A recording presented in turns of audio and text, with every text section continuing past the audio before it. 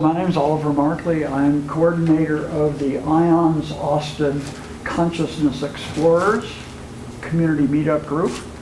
And tonight is Dr. Katya Walter talking about Dreams 101. It's going to be great. Katya has a PhD in interdisciplinary studies from the University of Texas, where she then continued on to teach for a number of years until she had an incredible dream that I'm sure she will at least mention to us. And that took her then to a 5-year stint at the C.G. Jung Institute in Zurich, Switzerland, to study dreams. And she heard about the I Ching and went to China to learn about that. She has, how many books have you published? 7. 7. But they are across the board, ranging from dreams, and her particular theoretical breakthrough that I think is really Nobel quality stuff, the double bubble universe that she talked about when Chuck and Karen Robinson interviewed them. And complementing tonight's thing, you just must hear that interview, because she was able to capture her whole oeuvre of production and what she calls deep sea, S-E-E diving into that one evening. Chuck, when are we going to be able to get that on? 2 weeks. 2 weeks up on the internet. So I will make sure that there's an announcement to the community group about that. So then she has a more recent book that I thought I brought and I didn't. There's one over there, I think. And the name of it is? You're talking about the one with the dragon Yes. on the cover? Life Over Time. Life Over Time. And it is, she says, a sci-fi narrative that, Gary, share with you what you made of it. It sounded to me a bit like a lucid dream or remote viewing, and I wasn't sure if it was fact or fantasy, or a mix of the two. And it's just a hell of a ride. It's a fun. So tonight will be a heaven of a ride, I think. So with me, welcome Dr. Katya Walter. Thank you so much, Oliver. I think that was the most personalized introduction I've ever had. Thank you for it. Well, I look around. Let me ask you a question. Who in here has ever had a dream?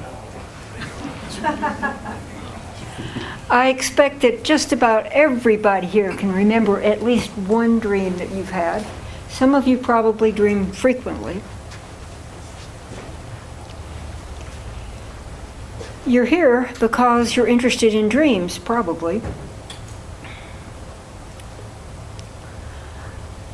There's a wide range of opinion about dreams.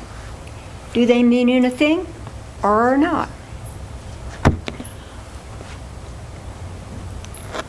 Watson and Crick discovered DNA. You know what Crick says about dreams? Garbage in, garbage out. But we know there's a long history from the past about people who got some kind of message or another from dreams.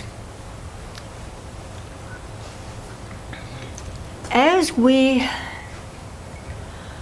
matured as human society,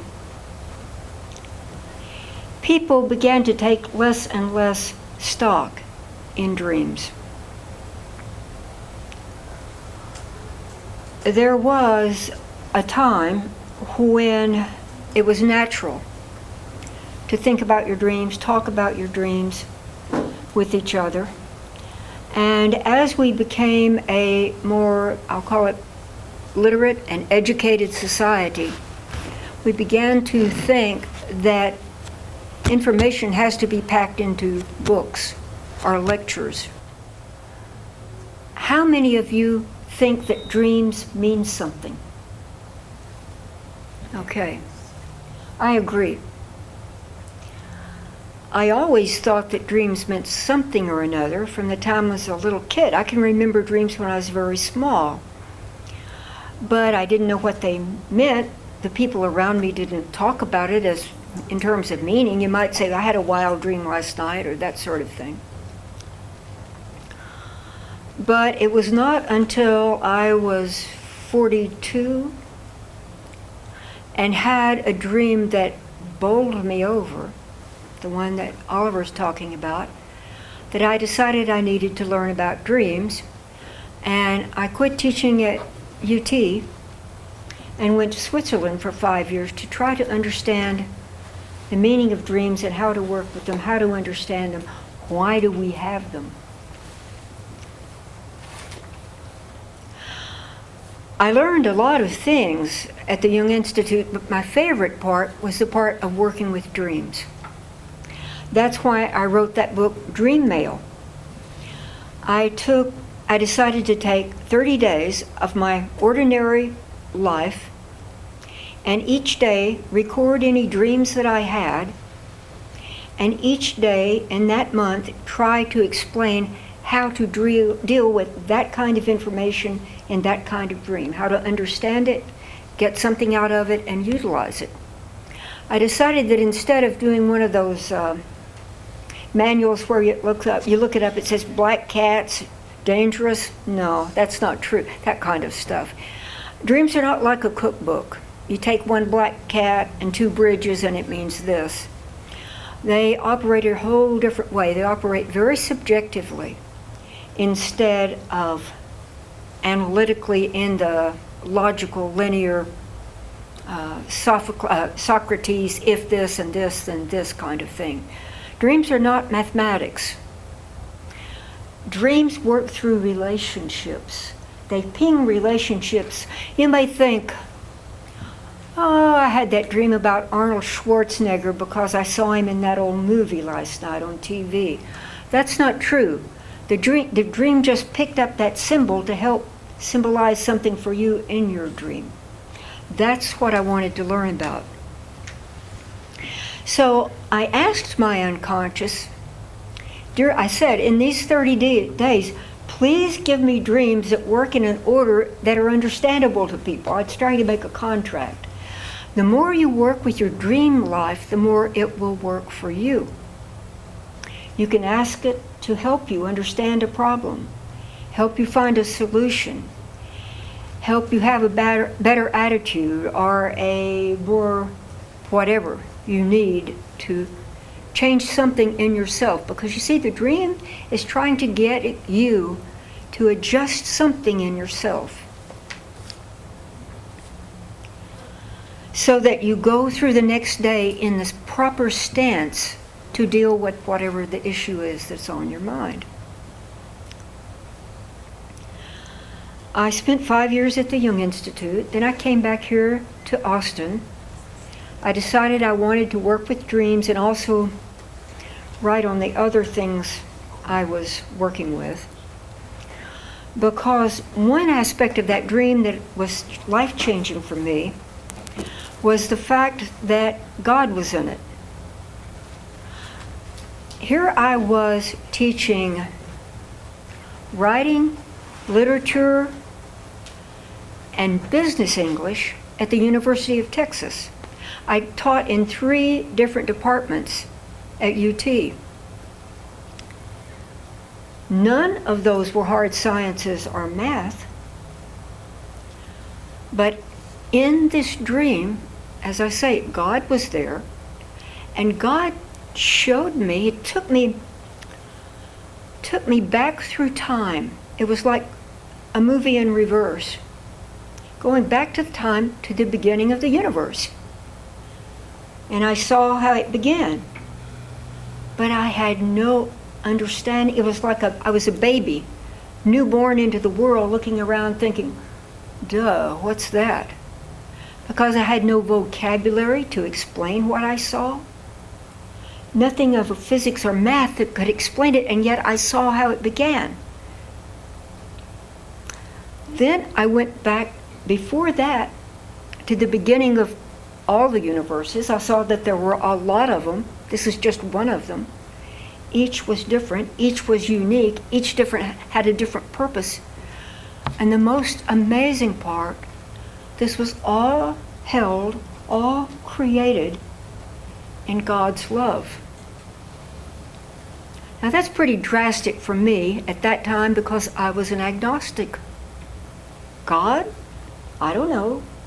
I can't prove God. Let's have dinner. That was my attitude. So that dream bowled me over, and I thought, why in the world would I have this dream? I don't know what I saw. It's like somebody turning on the engine of a car and me looking in and never having heard of an automobile before, only it was much more complex than that in the sense of the size. So I wanted to find out why I had that dream. It changed my life. I knew there was a God suddenly. I knew God loved us suddenly. I knew I had had the dream for some reason that I could not understand. I couldn't understand why I had it. I couldn't understand what I saw in it. But it changed my life. So I went to Switzerland and studied, well, a lot of stuff, but my special interest was dreams. And I found out that dreams are another part of that big aspect of the universe I had seen, because what I eventually learned after working with this and that, our universe is fractal. How many of you have heard of fractals or know what fractals are? Okay. Fractals are the patterns that you see in trees that makes each species of tree different from the next one. A red oak is different from a black oak, which is different from a pecan tree. If you know trees, you can look at any pecan tree and say, well, that's a pecan variety. However, each tree is unique. Just like humans, we all are the human species, Homo sapiens, and yet each of us is unique. That's what fractals are. Fractals are patterns that iterate, repeat again and again, but always with variations. And our universe is set up that not only do they vary, they also evolve. I found out that we are, I'll say each universe is like an organ of God, or we are all cells of God, however you, each of us is doing something that is evolving God.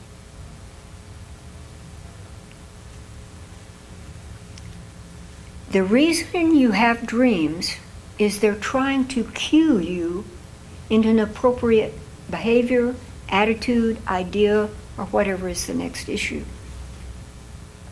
Well, now let me put it differently. In this modern world, when people come to my dream group, and I have a free dream group that I do once a month, and you're welcome to come.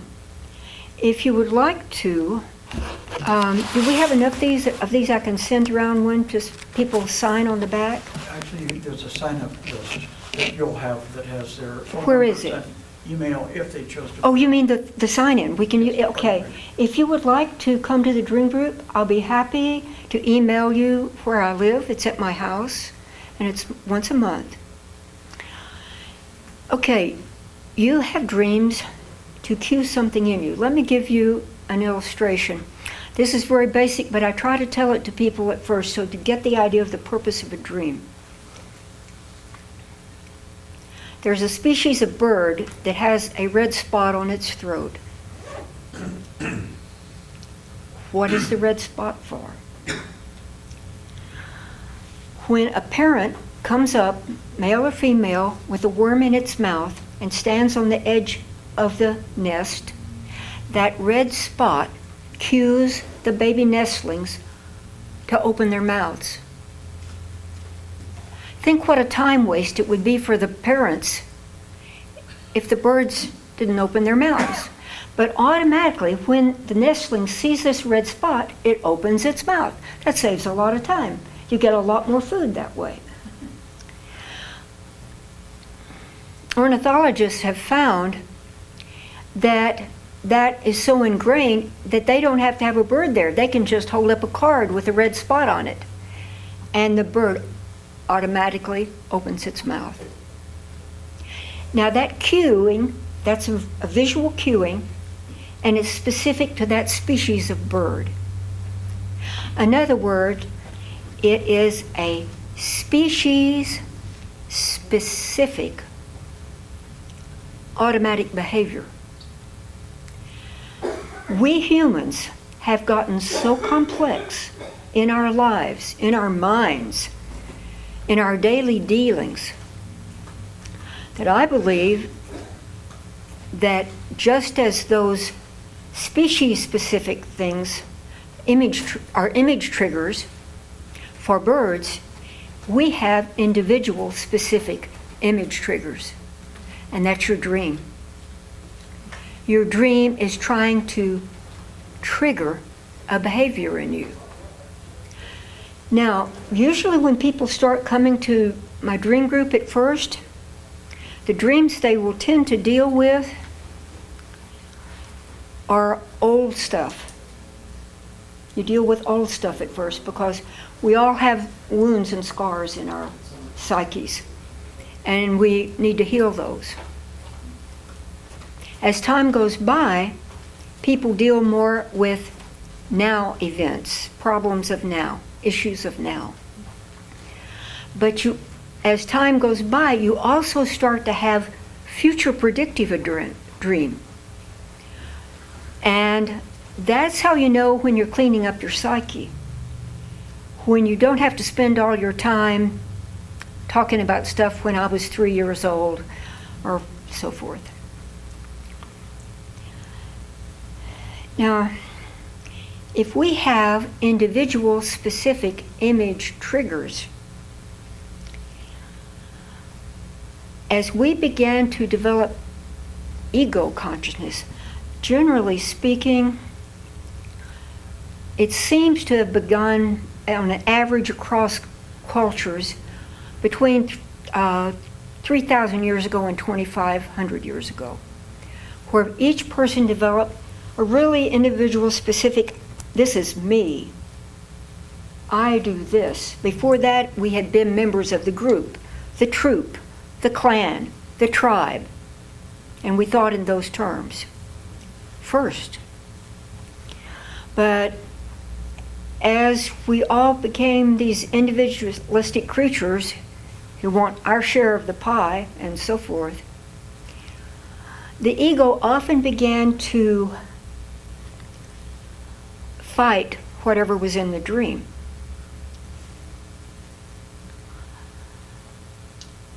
To the point of resistance. I don't want to know that. It's more comfortable not to think about having to change. It's more comfortable not to have a different attitude, to have the same attitude. I don't want to love my neighbor as myself. He's a bitch. She's a bitch. This kind of thing. So ego starts to gain dominance and fights whatever the individual specific image trigger is trying to bring about in you. That doesn't always happen. Some egos are able to be more flexible and absorb it. Some fight it. If you've ever had a series of dreams that kept going on and on, in some variation, always you'll have variance because that's what fractals do. The pattern will vary slightly, but you can tell it's the same theme each time. It's trying to tell you something. And today we have such strong egos that very often people have these dreams that go on and on for years. And they just don't know how to embrace what that message is. They don't know what's that about? I guess the scariest kind is, well, let's see, there are two really scary kinds. One where you kill somebody, and where somebody kills you or you die. Those are kind of the ultimate and scary. But dreams are not about you killing somebody or you dying. almost always. I've seen a lot of death dreams, and they don't have somebody dying. Instead, they are, oh, I'm going to tell you a death dream my husband, John, had a couple of years before he died. And we have a lot of them as we get toward the end of our lives, but they're not scary. My husband said to me one morning, I didn't tell him it was a death dream because I didn't want to do that. He said to me, you know, I had a really interesting dream last night. I was in this big stadium full of people, sort of like a football game or something. And I was watching the game, and all of a sudden, this man walks up from back, you know, how you go into the stadium, you usually walk up on a ramp like this. And then you look down, and then there are people up above. He said, a guy walked up, and he was amazing. He was so good looking. He was so strong. He was just a wonderful guy. And he came over to me. And I was just sitting there, and he said, come with me. It's time for us to go. And so we started walking down that ramp. And somehow at the bottom, it turned into a ramp into an old ship. You know, the old wooden kind, sort of like a wooden galley, he said. And we went down in the bottom of it, in the hole, and it was wonderful. Oh, it was beautiful, and there was light in there. And I wondered where we were going. Jungian psychology calls that the night sea journey. People very often have such dreams when they're on the way to die, because the dreams will gentle you into it. See, that man, sort of like a messenger from God or an angel without wings, walked up there and walked him down. And my husband had been in the Navy, so to him it was very familiar. It was an old ship, though, not a modern ship. It was not a battleship. So I'm trying to explain to you how dreams try to help us. Now, if you have a dream about you dying, it's not about you dying. Because the figure that's walking around in the dream, whoever, the I, Oliver, if you're walking around in the dream, that's you, that's the I of Oliver, and you see stuff. You watch stuff, you talk to people. And the ego identity is the I walking around. But your ego is only literally a small part of your psyche. There's much more going on at different levels in the unconscious. There's the subconscious, there's the personal unconscious, and then there's layers and layers of collective unconscious. And the ego needs to see something or another. And the ego may resist it or may embrace it. If it resists too much, it may die. Somebody may shoot it, or it may just lie down on the bed and die, because you need a new ego attitude. Do you remember St. Paul said in the Bible, die the little death daily? That's what I try to do with my ego. Let it die daily so it comes up fresh. So it comes up in reality of now, as much as I can every day. Let me tell you, I love to work with children. Children's dreams are so wonderful, and they are so heartbreakingly simple. There was one little girl that I worked with who was 7 years old. She told me she'd been having some version of this dream ever since she was 3. What was the dream? She and her parents were in a car.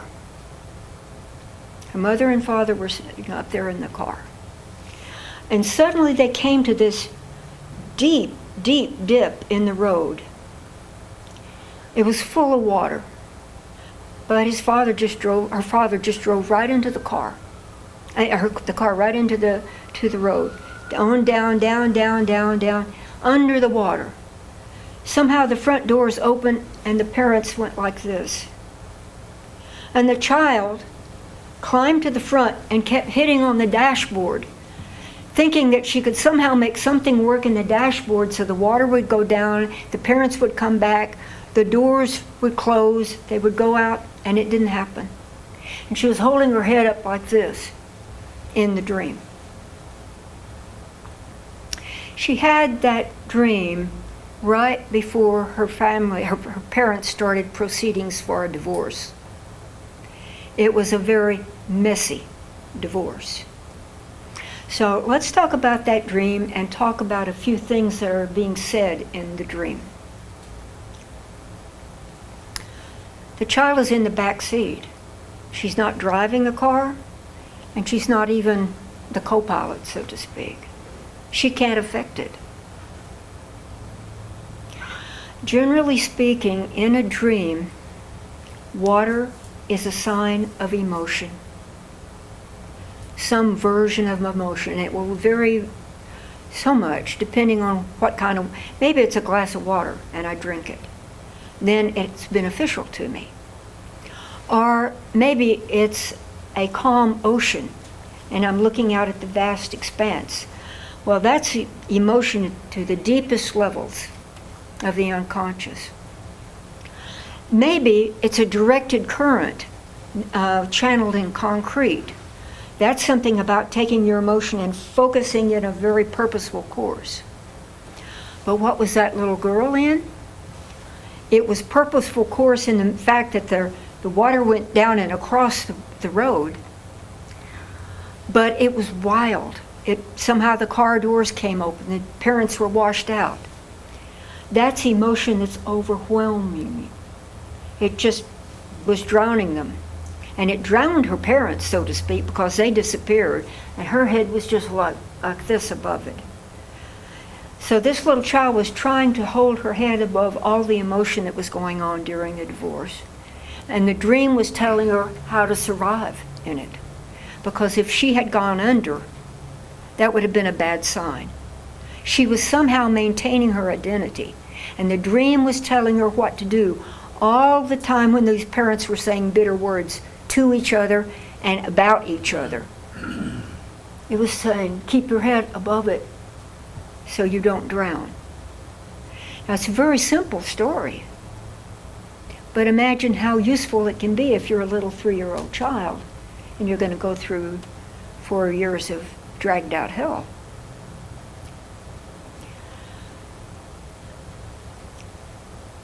I think I also need to say that some dreams are not telling you, here, 3 basic kinds of dreams. A diagnosis dream. This is the situation. A prescription dream. Do this. Or a prognosis dream. How it's working. You've applied the prescription, how it's working. And usually that will be positive.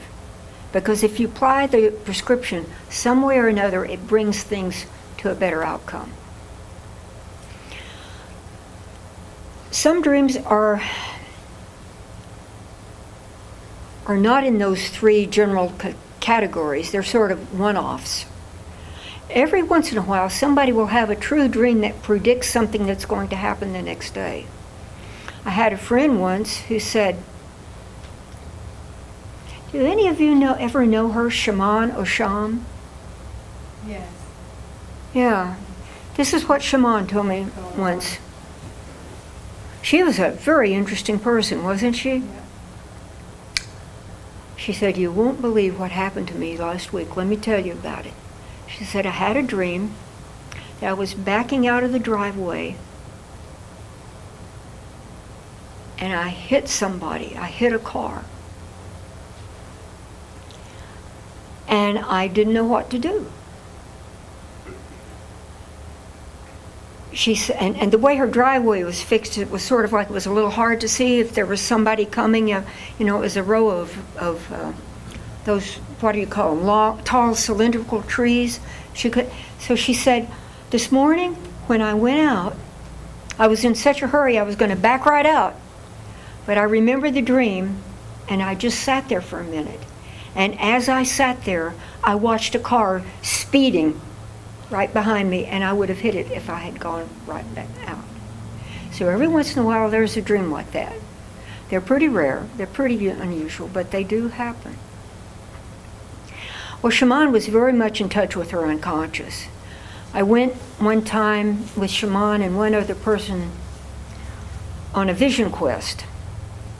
And there were 3 of us, 3 women. Every morning we got up and sat around the campfire and told our dreams to each other.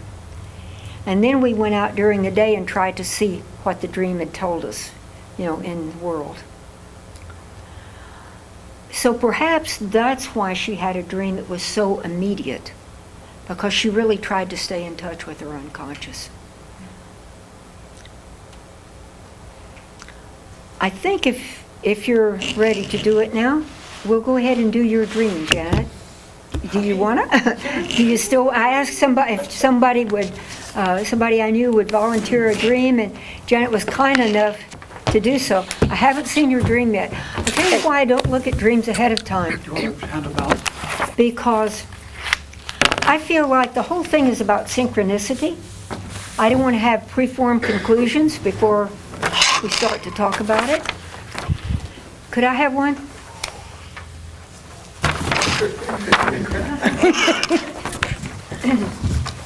This is what we do in the dream group. We treat a dream like a movie script. And it really helps to have a movie script. Because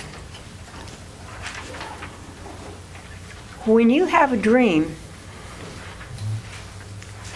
you are the producer of it. You are the director of it. You are all the actors in it. You are the scenery in it. You are the plot in it. And when you have that dream, it's like afterwards, you get up and you walk out of the movie. Do you remember it or do you toss it off, Having a script helps us stay on track with it, so we really deal with the dream and not our imaginations about it, or somebody's story that doesn't relate. So this is what I always ask people to do. Now I'm assuming you don't have to raise your hands about this. I'm assuming everybody here can read, right? But I always ask the person to read the dream aloud because we get a lot somehow from the intonation, somehow the manner, just the act of doing it tells us things. So, Janet, Okay. would you, here, your turn. This dream is called The Storm, and I had it exactly 6 months ago today. Huh. A heavy wind and rainstorm in my neighborhood left a lot of debris, limbs, leaves, and mud all over the neighborhood. Although I didn't see them, people were complaining that someone should clean up all this. It was understood that the entire city had storm damage and no one was available to come to our neighborhood. Wow, you had this 6 months ago. Yes, that's why I pulled out this dream. And now, yeah, go ahead. People were frustrated and complaining. I was not frustrated and calmly decided to clean up my own yard, as did a neighbor lady who I realized was a TV actress. We each got out our rakes and wordlessly started cleaning up our own properties, not talking at all. We would rake piles of leaves and branches together, and as we did, they would disappear. We would rake up mud from the road into small piles, and as we did, they were just gone. When our own houses were done, without words, we started working on our neighbor's property and the public street. A young man with Down syndrome came out, and although he couldn't talk, he would point to areas where debris had pooled and we would clean it up.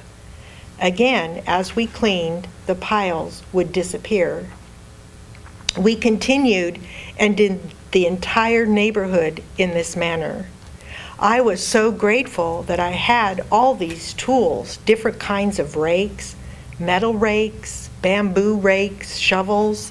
I had everything I needed to do this job and never tired or took a break. When we were done with our neighborhood, a gentle rain started. The water came down the slight hill and washed everything like it was rinsed clean. I was done and was going to stop and thank the lady who had worked alongside me when I noticed she disappeared.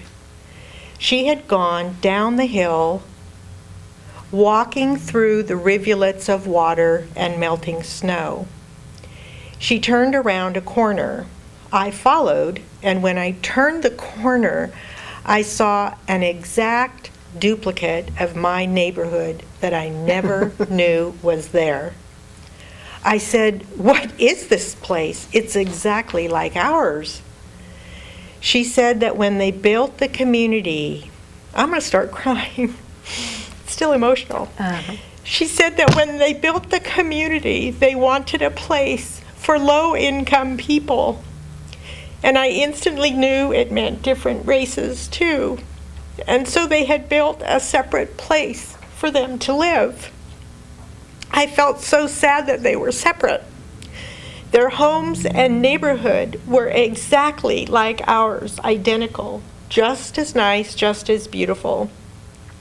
I scanned the neighborhood, thinking I would help them and do exactly what I had just done in my neighborhood. When I looked around for where to start, I saw that their community was untouched by the storm, and I woke up. So good luck with this one, guys. Well, it's really affecting you. Talk to us about your emotions and what's touching you. Because emotion is coming up. We can sure see that. Yeah. Yeah, this dream has always, I've read it a couple times since then, because I do try to record the dreams that are memorable to me. It's a good idea. And I really can't figure out exactly, I mean, it's a good story, and there might be some obvious things that I can get from it.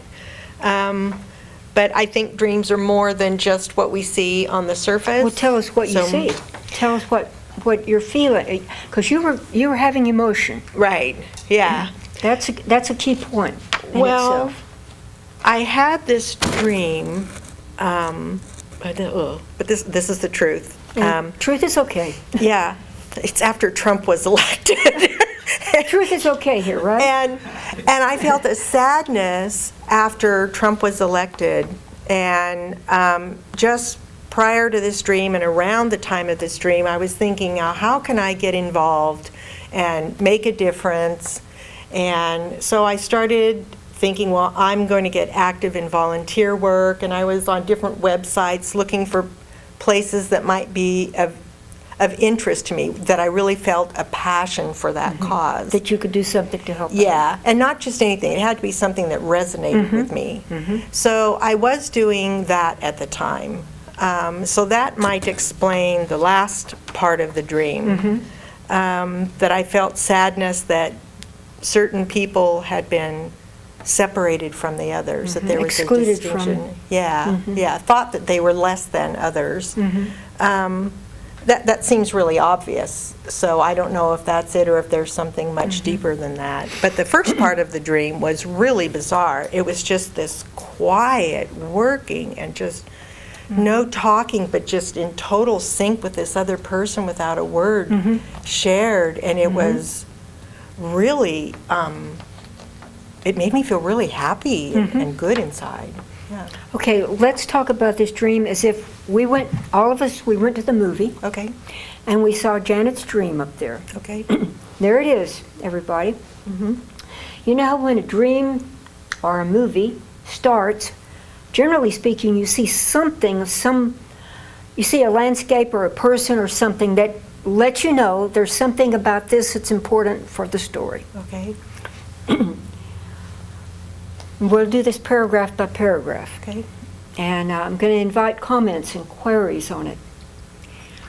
A heavy wind and rainstorm in my neighborhood left a lot of debris, limbs, leaves, and mud all over the neighborhood. Now, what did I tell you about water? Emotion.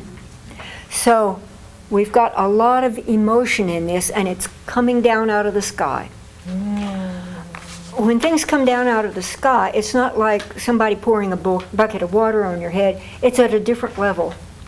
It's something in nature is really doing it to you. Okay. What are they? They're called acts of God, aren't they? You know, that's what the insurance companies have, certain acts of God that are covered or not covered in policies. You didn't see them, but, quote, people were complaining. You knew people were complaining. And knew that they said, this is awful and somebody should do something about it. Okay, now let's take this into what you describe as your situation when you had this dream.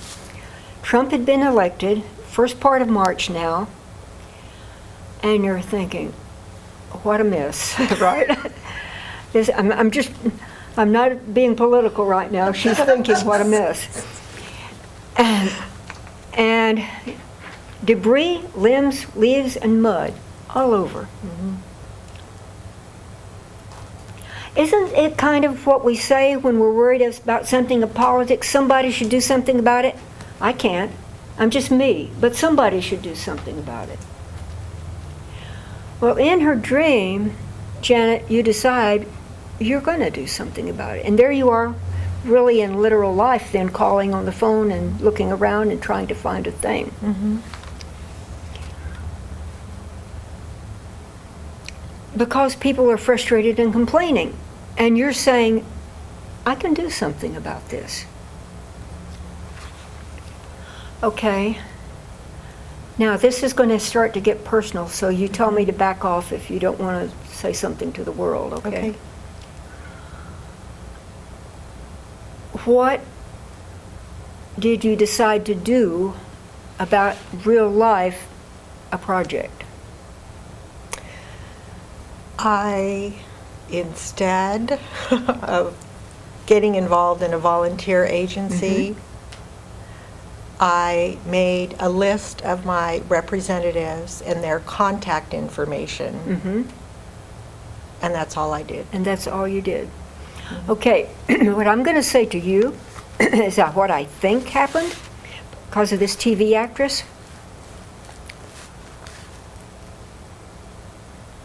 I think you took up a different kind of project. Not going out and cleaning up out there. But what you did, I think, was clean up the see, this is really the neighborhood that's bothered. You didn't have a United States dream or a world dream. It's the neighborhood. Okay. I suspect, that you double down in, do you know what it is? Well, I just got a hit real quick here because our representatives are on TV a lot. And I see what their position is through the television. And so the fact that I would get all of their names and addresses and would either call or email something to them seems like it would be a technological thing, kind of keeping my distance in some way. Okay, what I suspect happened here, from looking at it,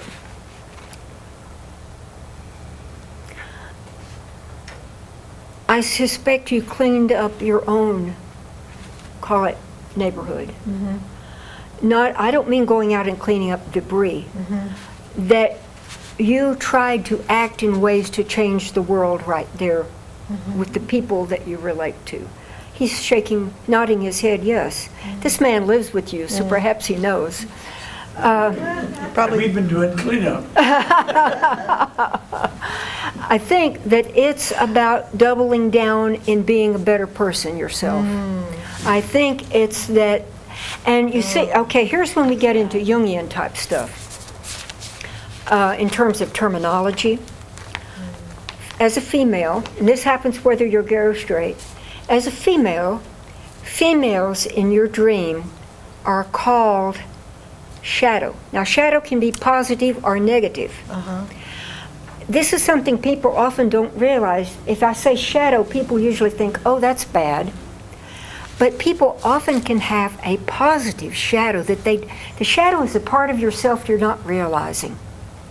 Sometimes, especially people who do things like, oh, they go to church, or they volunteer, or they try to be ethical, or whichever way you want to talk about being a good person.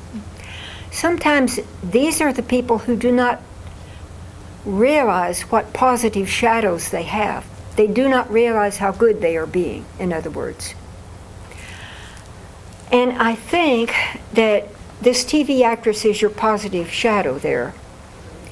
And she is helping you.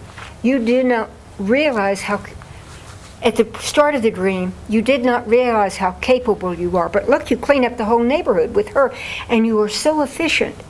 You communicate with each other just seamlessly, you said. Right.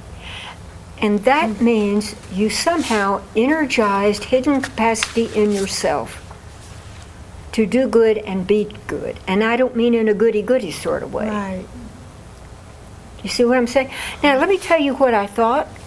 Remember when we met at that table at the front, and I looked at you and I said, oh, you look so nice, your hair looks great tonight. I really like the way. And you know what, when I looked at you like that, I thought, you look like a person on TV. That's what I thought. Because usually your hair is different, and somehow I haven't seen you in this color before. And oftentimes people on TV wear bright colors. If they want to look really serious, they wear dark. But otherwise they wear bright, vivid colors, especially the women. And you look to me like you were on TV. I didn't say that. Right. Maybe I should have, but it didn't occur to me to say it. But and then you know, she somehow disappeared. You followed her to that other place where the, quote, low income. Right. And apparently low income is a euphemism for racially divided. That's really it, right? Yes. But you look at their neighborhood, and theirs has been untouched by the storm. Right. The mess was with the people who had the wrong attitude. Right. And you were helping clean up that wrong attitude. And you're doing that tonight by talking about this dream and talking about the I have a dream sort of thing. I have a dream that we treat each other equally.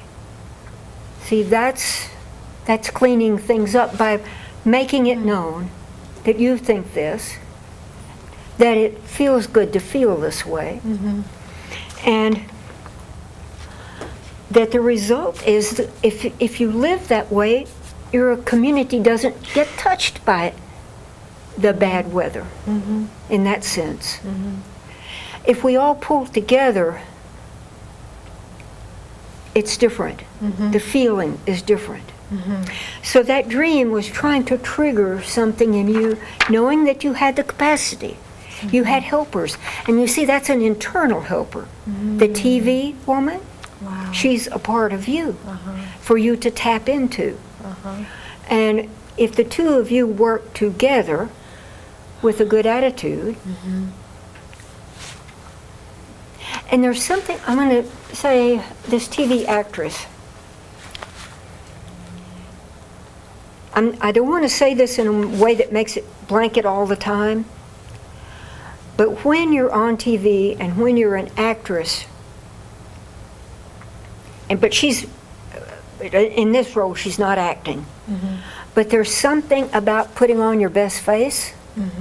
There's something about having a good attitude to make it work. Because if you have too down an attitude, it's hard to get up and make it work. So that's why I think it was the TV actress who was there helping to cue that in you. So do you understand what I'm saying about the dream trying to cue something in you? A stance in the way you go through the day? Like that poor little girl trying to keep her head above the dashboard. She couldn't stop the divorce. She couldn't stop her parents from fighting all the time, but she could try to stay alive. She could try to keep a sense of herself. Dreams don't try to make you do stuff that's too impossible. It tries to give you an informational stance to cope with where you are. During the Second World War, a lot of prisoners, American prisoners, came back then reporting that they were starved. They came back very frail, and they had had dreams of feasts of food at night. And that the dreams of feasts of food at night somehow helped sustain them. It wasn't like, ha ha, you can't have it. It was, at least I got to eat while I was asleep. So I'm going to tell you that your dreams are your friend, that you may have a dream that seems like it's painful or embarrassing or whatever, but the dream is trying to give you a kind of sign language. I have no doubt that we had dreams before we had words. Much of dreams are nonverbal. It's acting out something, like a pantomime. You remember how people used to sit and do charades in a little parlor? They'd sit and somebody get up and do, this sounds like me. Mm-hmm. Dreams are like a pantomime trying to cue you into something. And as our egos have gotten so strong, we sometimes don't know how to take a dream where we die or we kill somebody or we're something of that sort. But realize that I that is walking around in a dream is just the ego part. And it keeps seeing things to cue it to have a certain attitude. And this dream says, you can clean it up, you can do it. Mm-hmm. And it, furthermore, honors the act of wanting to. Because in the last paragraph, where you go into the low-income place and find they don't need to be cleaned up, it's saying, you were right. Something needs to be done in that other neighborhood. So dreams can validate you. Let's talk about questions or comments or anything you want to say to Janet or me or whatever about the dreams. That there's need to solve the same crisis everywhere, and then realizes that there's no need to change the poor neighborhood. Yeah, in the last paragraph where she goes over there and she says, well, I'll help them too, finds there's no need to help them too. It's the kind of paradox that vindicates her attitude. Her attitude is the people in my neighborhood, in my group, I'll call it, right now I'm going to call it the people who elected Trump because you mentioned Trump.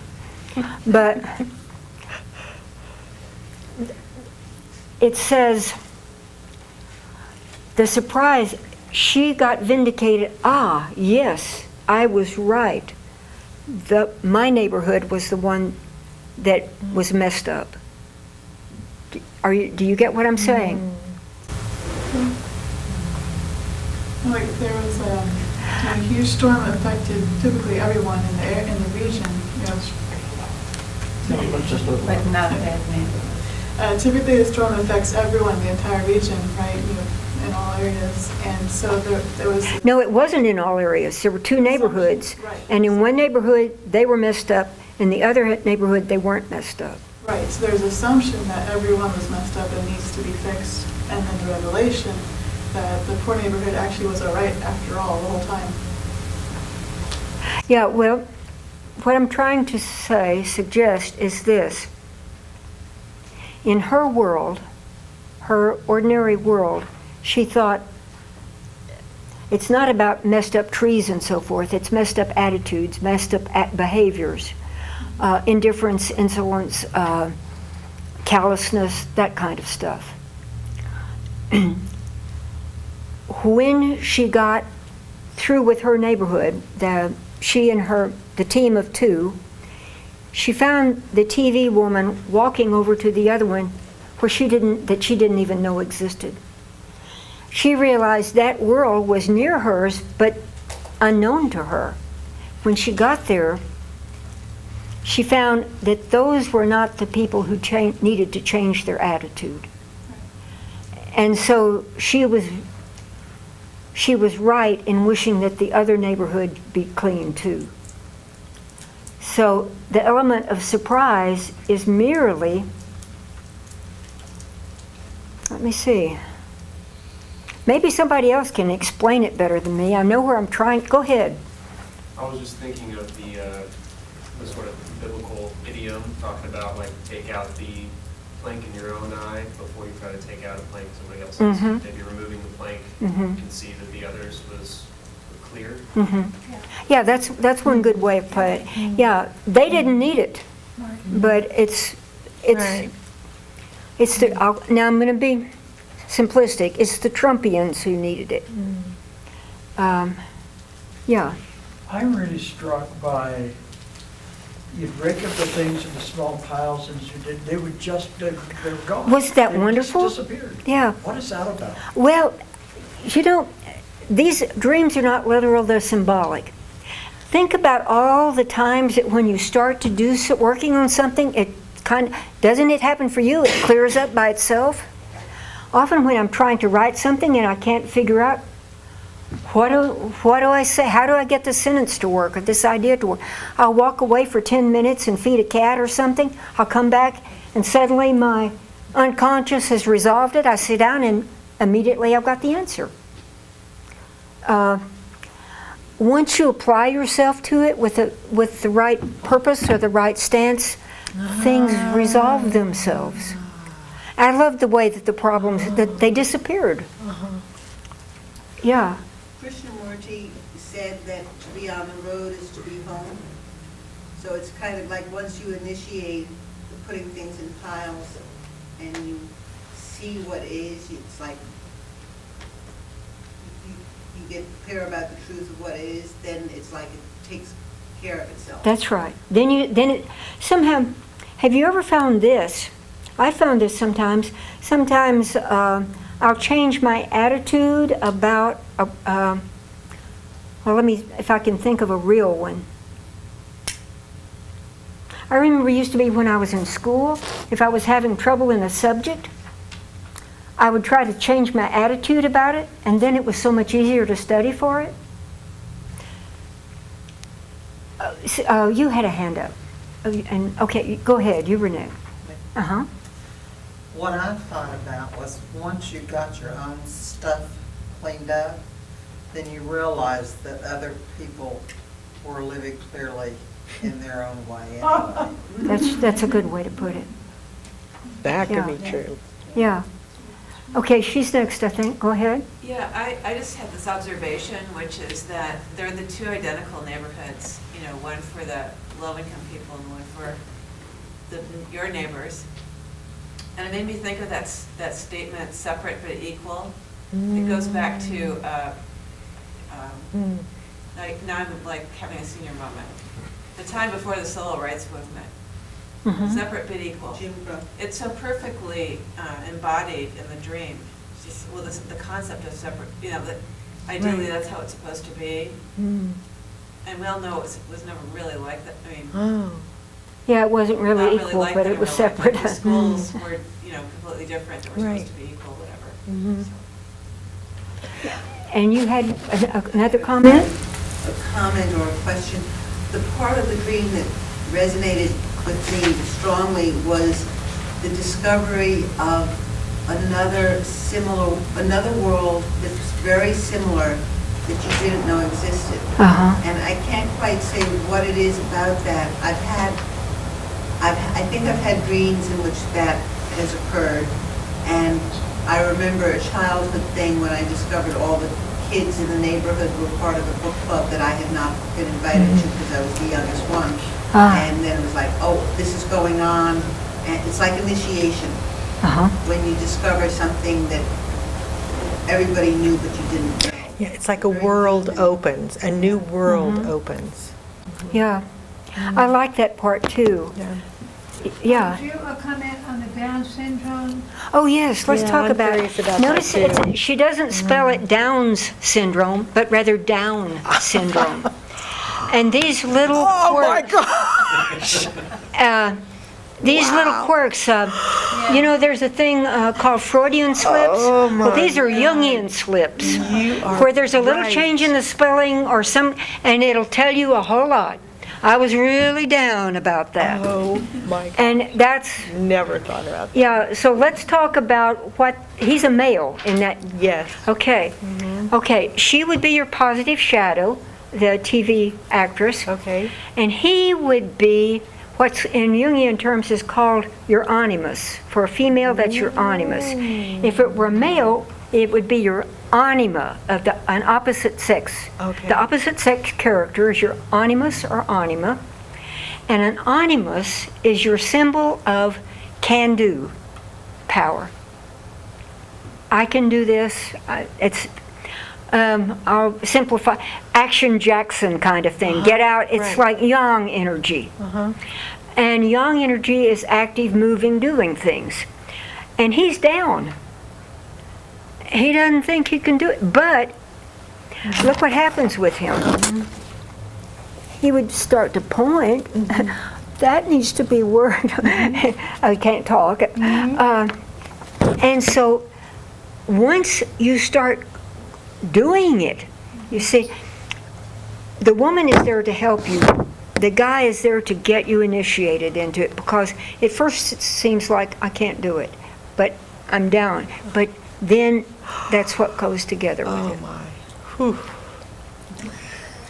Would you That. evaluate that when this happens, more energy arrives, or the continued energy arrives, like the down became Positive. there, but if the energy was abundant to do it also, leaving in the end your own perfection to realize this is who I am? Yeah, see, a part of you has to realize I'm down, I'm depressed. You know, some people don't even know that they're depressed, and if you don't know you're depressed, you can't initiate something to change. It's much harder if you don't even know. I have known people who have been depressed for years. I said to one guy 5 years ago, I'd met his sister over time, 3 or 4 times over 3 or 4 years, and every time I met her, she was so depressed, but it was in a kind of mute depression. Finally, I said to him after 5 years, I said, your sister's really depressed. He said, is she? It can almost become habituated or something. So you have to know. And he's pointing, you see. He's starting to get you moving. Yes. Because once you know that you're depressed, then you can think a different way. It's kind of like having to see the problem to be able to do something about it. Yeah. I guess I want to just highlight the victim part. So that's what was pulling at me. So the concept that the poor over there are victims not only of a storm. Who's the victim? The poor neighborhood are inherently considered victims because they're poor, but also because it's assumed at first that they're also poor and hit by the storm, both. And then the revelation that they're not victims at all. Right.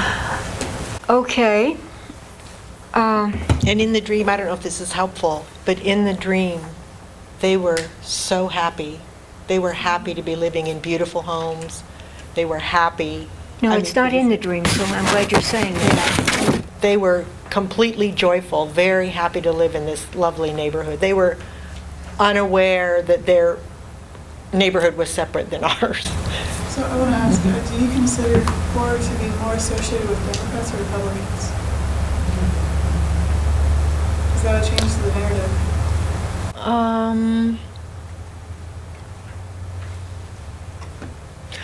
Wow, that's it's both. My issue with the current political situation is not related to a political party actually at all, but the person who's in charge.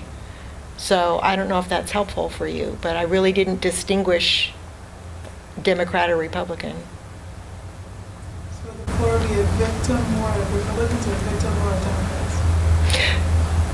Democrats? My personal, you're asking what my opinion is about that? Probably they'd be victims of Republicans, right? But in my feeling about the situation is that they're more victims of a individual person's ideology. It's of a mindset It's rather a than mindset of a other. person's ideology, not a party's ideology, right?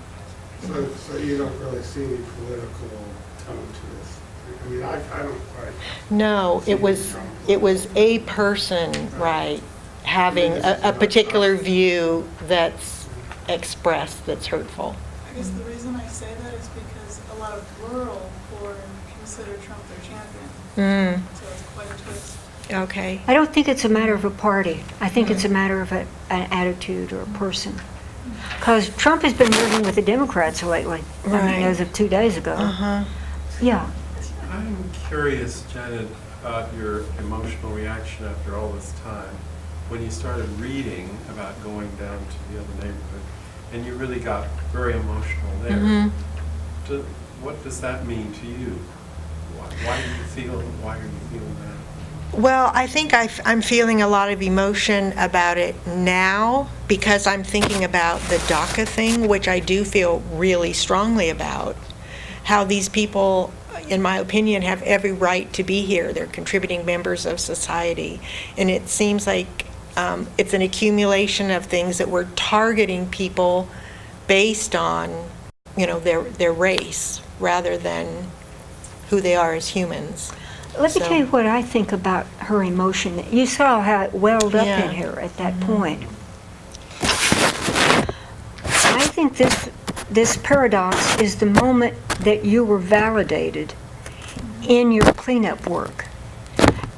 And it comes all of a surprise. And there is a part of the dream that's saying, yes, you do have the right attitude. Yes, you are being a good person. Because these people have it clean. It's this other group that all the mess. And very often, let me see how to put this. Very often, good people don't realize how good they are.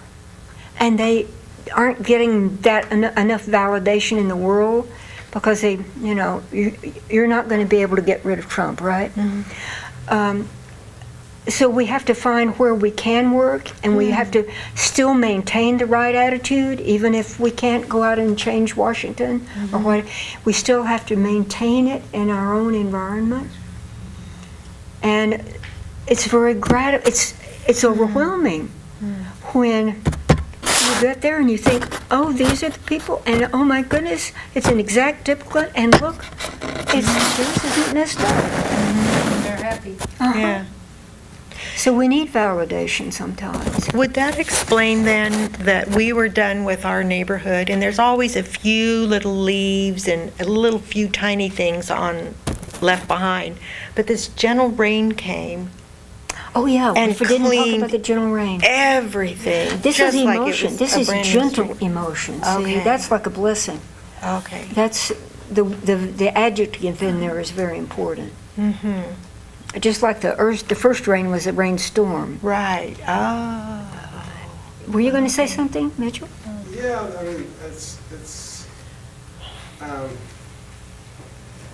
I think, it's got all this two-ness involved in it, and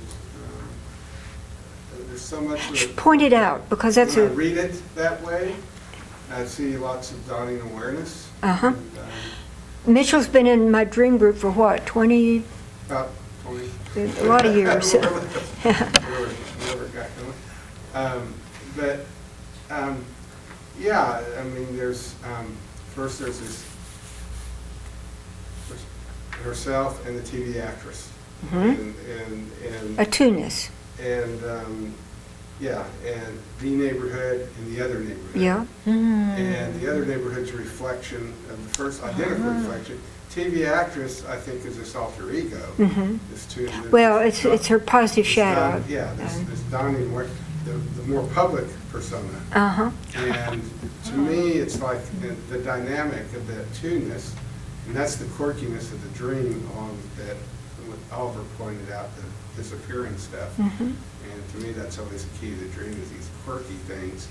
And it's like, it's almost like there's that dynamic of this two-ness of these personas, and these two Wow. different neighborhoods. Wow, that's- Your own neighborhood, your internal neighborhood, and Hmm. the external neighborhood that reflects it. Mhm.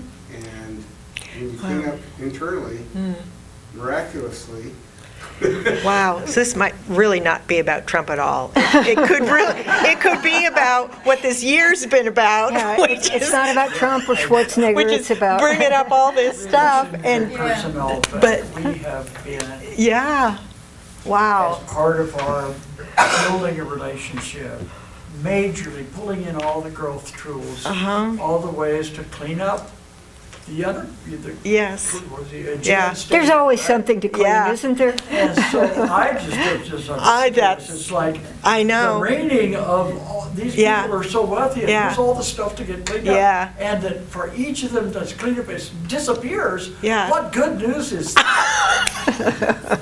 Because that's what we're talking about. Yes. Uh-huh. Let's talk for a Wow. minute about two-ness, because that's the dawning awareness of, oh boy, just get on it and it takes itself away. Okay, in dreams, numbers are significant. If you know that something is a certain number, like there are 4 of this, or the 3 walk in, or whatever it is. And as you point out, Mitchell, there's a lot of two-ness in this dream. And two-ness at the unconscious level is a symbol of dawning awareness. This is what happens. If I have a dream where I'm got one eye, it means I've got a mono viewpoint. One way of looking at it only. Two-ness is the symbol of dawning awareness.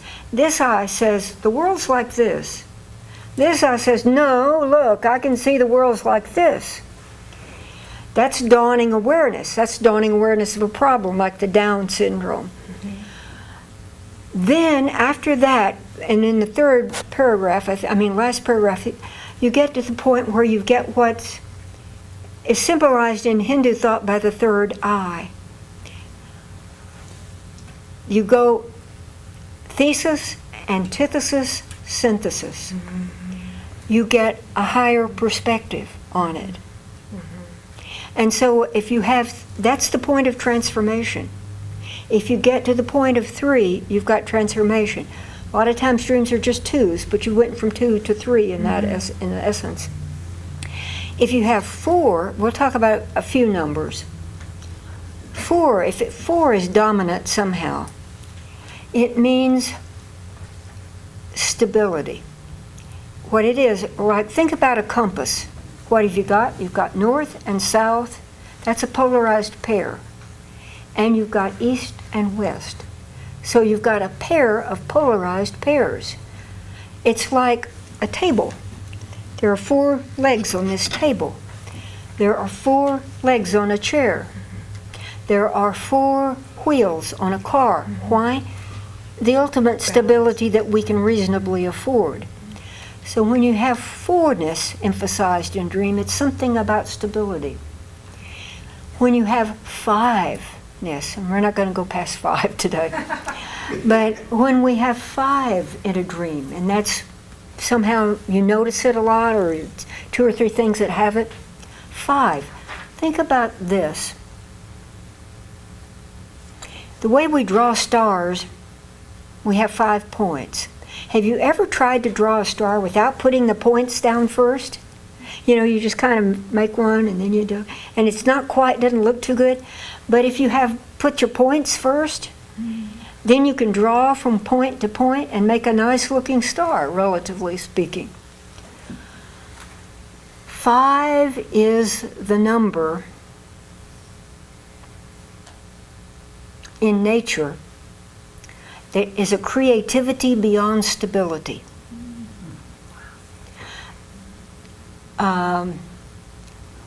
organic compounds, or the benzene ring, the various versions at 5 in chemistry, that's the point where you get life going. Another way to remember it or think about it is in Roman thought, there was the god Mars and the goddess Venus. They were a pair, Venus and Mars. When you have a star shape, that's one symbol of Venus. But, oh darn it, what's the name of the military in Washington, D.C.? Pentagon. Yes, it's a pentagon that it's got 5 points, but it's the opposite. They're polarized, the star and the pentagon. So it's and together they are creativity. That can create birth. So with the 5, you move beyond stability to creativity. That's why we treasure creativity. Stability is great. Even better is creativity. So these things about number in dreams came before we did much in the way of math. Just like, let me tell you a few things to tell you how down and dirty dreams can get, so don't worry about it. A lot of times in dreams, I don't know how many dreams I've worked on with people, but they'll say, oh, I had this dream and I went in and there was this toilet and it was so dirty and it was full of shit and I didn't know what to do and I couldn't leave. And they don't want to bring the dream to the dream group because it's a dream about shit in a toilet, you know. But that can be very useful. Let me tell you a few things. If you have a dream about urination, that is a symbol for the flow of words. Urination is a symbol for the flow of words. Defecation is a symbol for nonverbal action. You know, we call it a bowel movement. So sometimes people will have a dream and they'll say, I went into the bathroom and stall after stall was locked and I couldn't get in and I couldn't get in, I had to pee. That symbolizes that somewhere they want to speak and they're not being allowed to speak. They can't find a way to say what they need to. So all of these things that you might think are offensive or dirty are just ways of dreams trying to say something. Shall we have a break? Yeah. And then maybe we could circle so we could have a good discussion. Would you like that? Sure.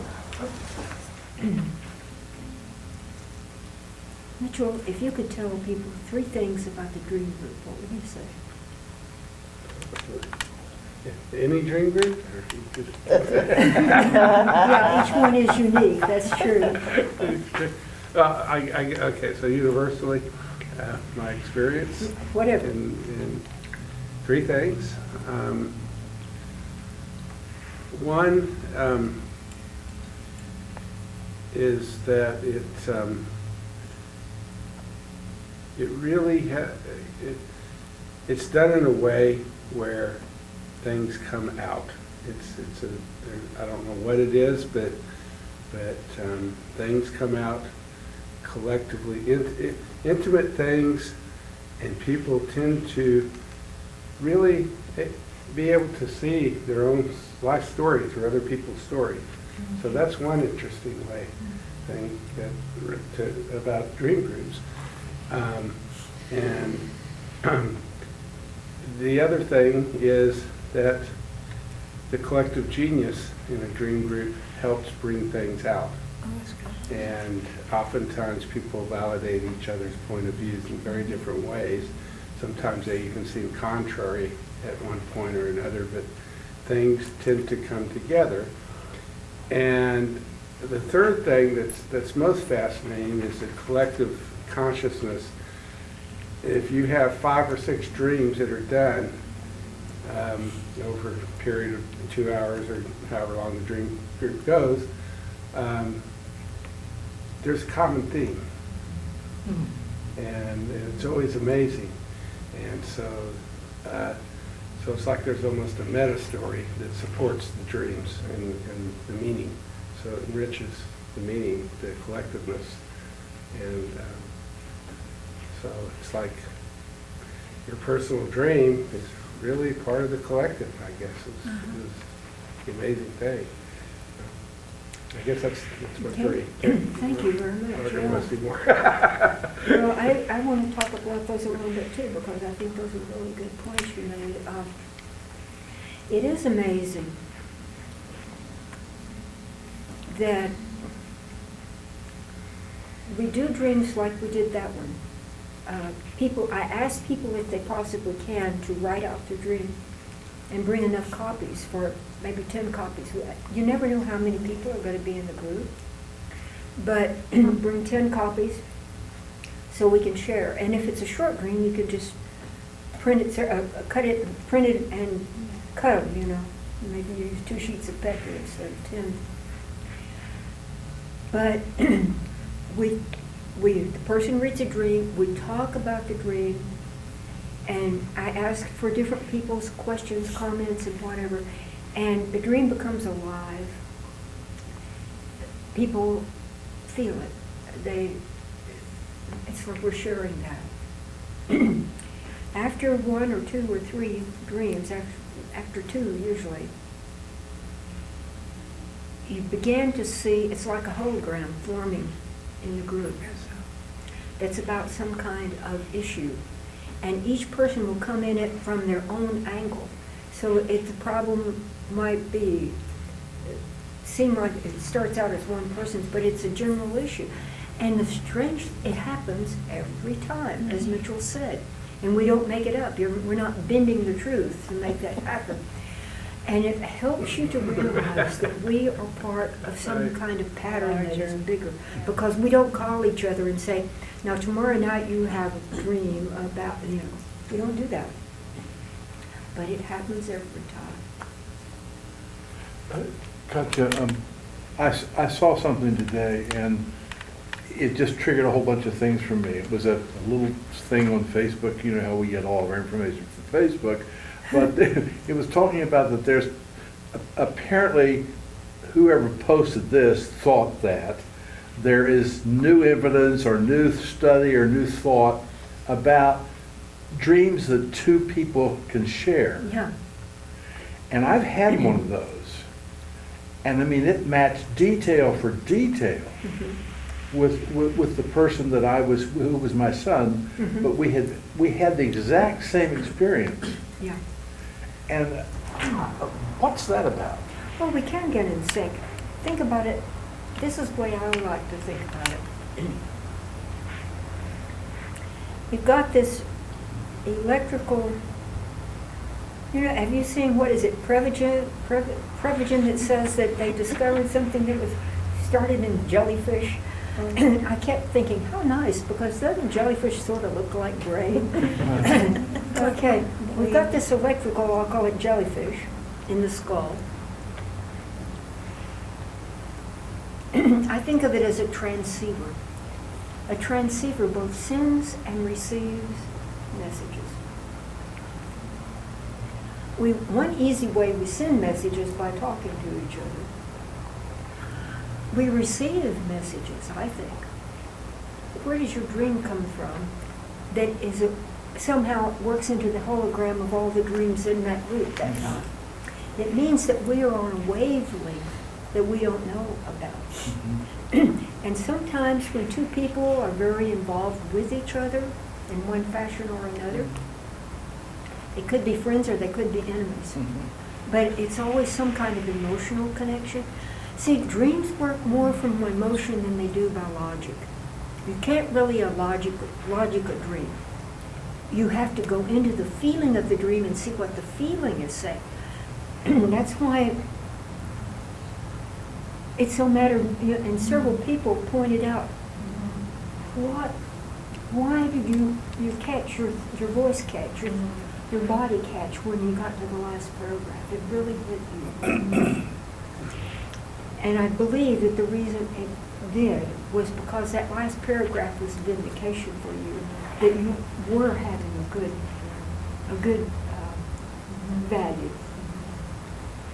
And so when you get into one of those places where you're in strong emotion of some kind with somebody, it can happen that you will have, either you'll have the same dream exactly, or you'll have sort of tentpole, prop-up versions of the dream. And that can happen with more than two people.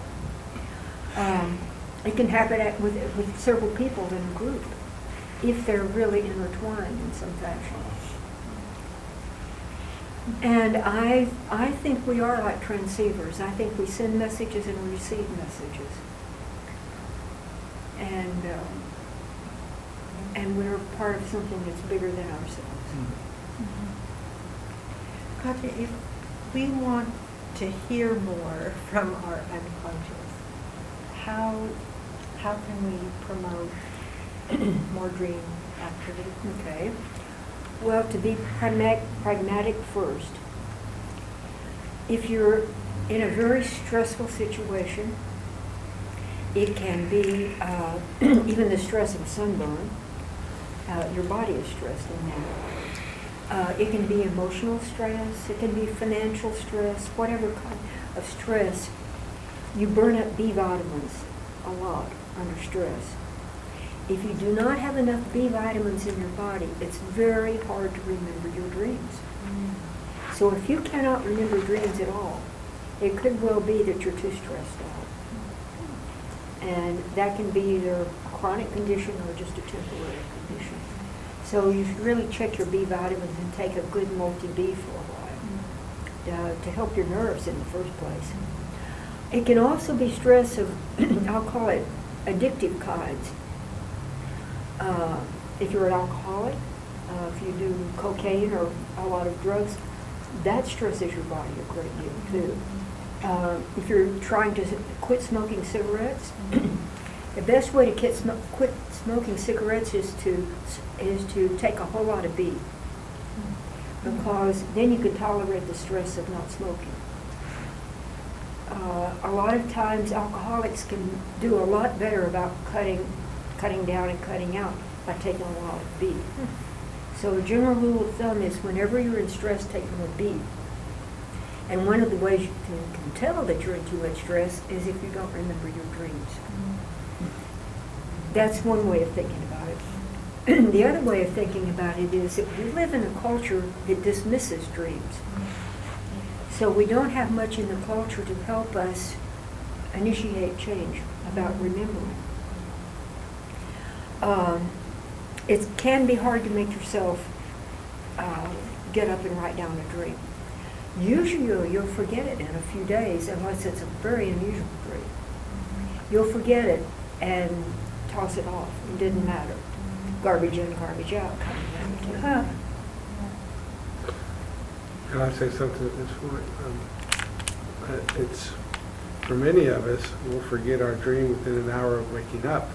Exactly. So my habit, I was starting out, it was hard for me to remember dreams and even with B vitamins.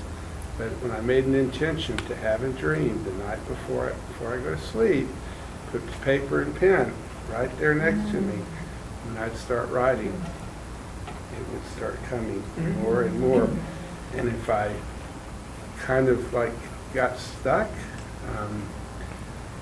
I found that to just meditate on the feeling of the dream brought out the dream than trying to think of remembering the story. You don't try to pound it with your thought, you try to come back well up the part of the emotion. Yeah, and that's the trick, is to feel the dream.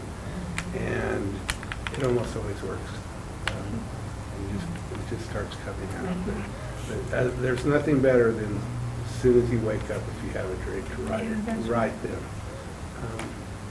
But then some of us, some people wake up with these clear memories and they can carry it with them. They're the lucky ones that usually have a dream every day. Yeah, some people do, or 2 or 3 every day. Right. So, anyway, that's all. I've read that one dream that's very common is one that I often get, and I suppose it's probably come up in the dream group, but anyway, it's like I'm in college, way back in college, and I'm in a course And I don't know that I know I've signed up for it, but I don't know where it's being taught. And it's the middle of the semester, and I haven't gone to any of the classes, and I'm worried because I'm thinking, oh, I'm going to get a failing grade here, and I don't even know how to do that. And I've read that that's very common, but I have no sense of It is. why it happens or what it means. Often people are about to take the final exam and realize they should have gone to class or something, like that.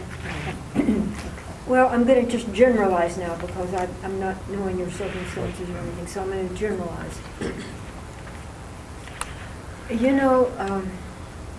I'm glad you're in college in these dreams. Some people are in elementary school. and that school stuff is all symbolic. And some of us do have very elementary lessons to learn, so I'm not belittling that. But we keep going to school all our lives, actually. Somebody, we're talking about, I think Oliver said there's always something new to learn. And sometimes we feel like we're not learning as fast as we should. Or have you ever been in a situation as I don't know what class I should be in? That kind of thing. When I had that dream about, I saw how the universe began. I mean, I saw the math and physics, but I had no idea. I couldn't even understand the math and physics. I mean, I didn't have enough math and physics vocabulary even to know what was going on. And I began to have dreams of things like not that I was in a class, but I ought to be in a class, and I didn't know what class to get in, so to speak. And finally, I went to the Young Institute, was the class I went to learn how to understand dreams. But it's not uncommon at all to have those dreams about, I'm somewhere and I'm supposed to be prepared to know this, and I'm bewildered somehow. And it's because probably, again, I'll say this to you. Generally speaking, the people who come to a dream discussion, the people who come to a dream group, are trying to be good people. They're not trying to figure out how to put a scammer on the gas pump. They are trying to improve the way they live, the way they think, the way they act and relate to the world. And those are the people who ponder these questions about, here I am supposed to be learning something. That's generally speaking the kind of people who come to the dream groups. Let's talk a little bit about who comes to the dream groups and why it's worth doing or not for you, or a person.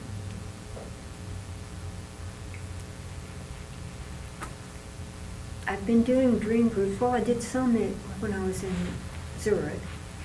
Then I came back here to Austin. Let's see, I lived in China for a year, 91 to 92, and then I came back here. And I've been living in Austin since that time, except for very brief periods of travel. And I've been doing dream groups almost all of that time. I first started doing them at Casa de Luz. The owner of Casa de Luz, Eduardo, said, I want you to come and do dream groups here. I'll give you a space if you'll do it. So I did dream groups for about, and I did them weekly then, for about 2 years. And when I first started doing it, I was so scared. I mean, I knew how to work with my dreams, but I'd not worked with a group of dreams. And sometimes at the Casa de Luz, we'd have a group this big. We could not possibly get around to everybody's dream. So we'd do a representative, 5 or 6. And then I'd say, if we didn't do your dream this time, when you come back next time, remind me that you didn't do a dream and you can go first. So I try to get everybody a chance as much as possible. But I would be so scared because I did not know if I could do it. I had gone to a lot of dream stuff at the Young Institute, and what I always thought is they get too technical. They get too vague and generalized. They don't stay in the living dream and what this is about for that person in the moment. So I wanted to try to do that. Every time with every dream when we'd start again, I would always pray, please help me with this dream, so that I bring out something that helps people. Because I did not want to do that to pontificate. A dream is a living thing. You have a dream and nobody else has your dream.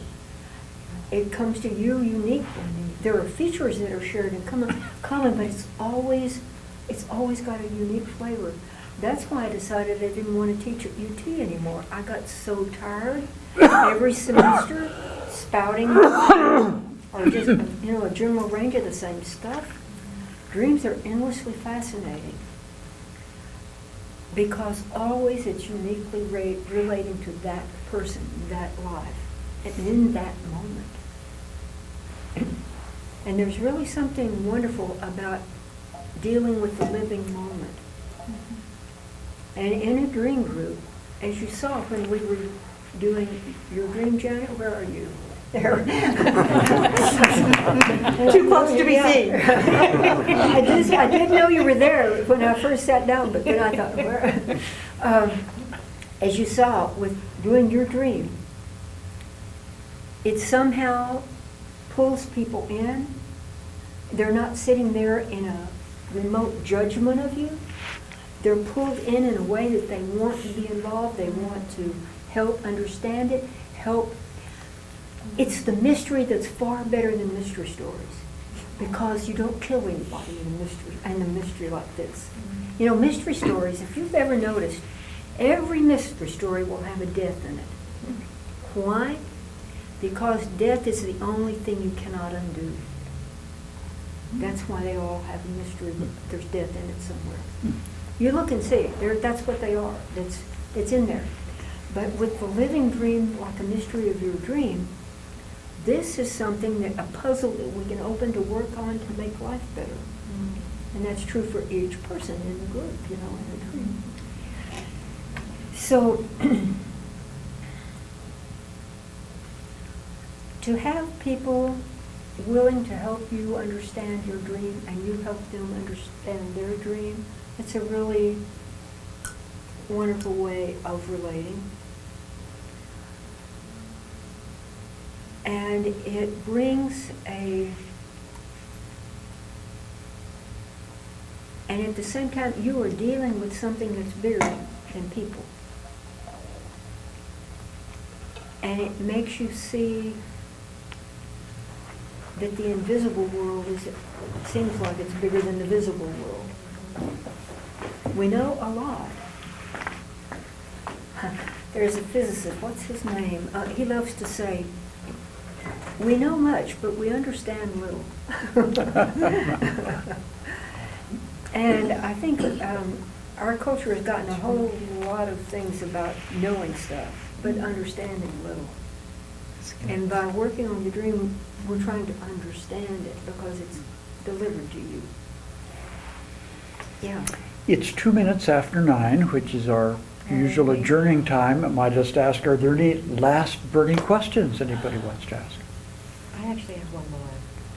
Good. I've had 2 situations lately where I was in the dream. I knew I was in a dream. And I came to a point in the dream where I could continue the dream or leave the dream. Mm-hmm. And I was aware of that choice within the dream. What is that? What Okay, is that? I'm so glad you said that because you reminded me of the one thing I really wanted to say before we leave. Control. Thank you. Okay. Why do we have a dream instead of a little message saying, shape up or ship out on this topic, Why do we have this story? I'll tell you why. Because the ego will not accept orders. Will not accept Orders. orders. Yeah. The ego won't accept orders. You have to be sort of coaxed into it, you know? I'm going to cue you into it by telling you this story. Oh, that's good. And our dreams get more complicated the more the ego is not willing to accept orders. They get huge and elaborate and dreams get simpler as time goes by, and you're willing to work with the dream more and more. They get simpler.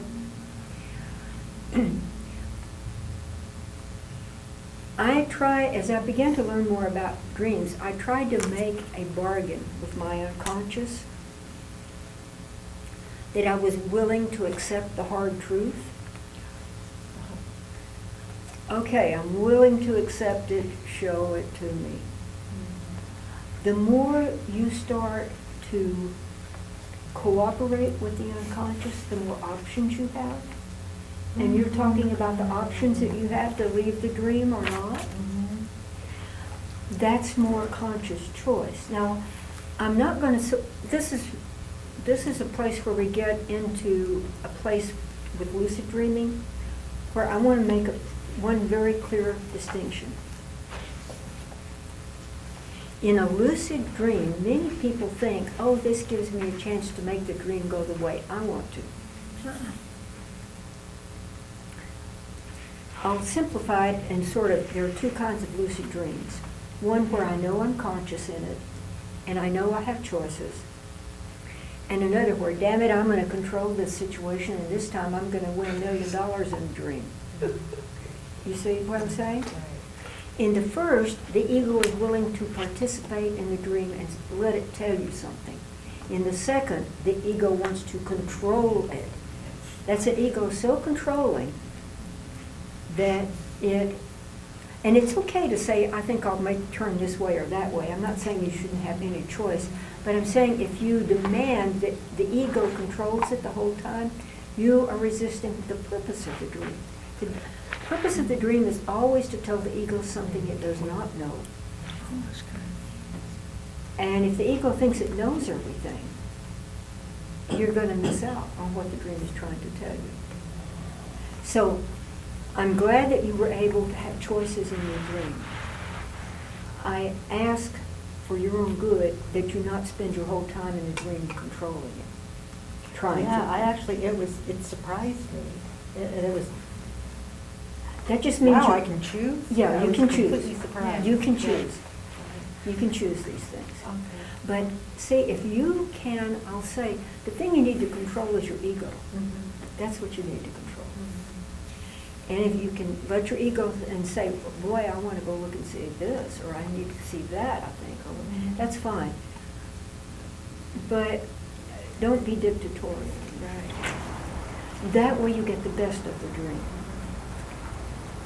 Awesome. Yeah. Before we break over, is there any one or two books or resources about dreaming that you particularly recommend? Oh, there are so many people are really starting to get more and more interested in dreams. Now, of course, I would suggest my own, because I really tried to write it in a way that you could understand dreaming from it. And see, my goal of doing the dream group is to help people understand their dreams. I'd like for you to be able to walk away and get a pretty good sense of your dream. When you wake up, once you know the principles, Mitchell continues to come, I believe, because of two reasons. One of them, it is so entertaining. Oh my gosh, these dramas are so vivid. And the other reason is, the strange thing is, we often have the most blinders for our own dream, our own message.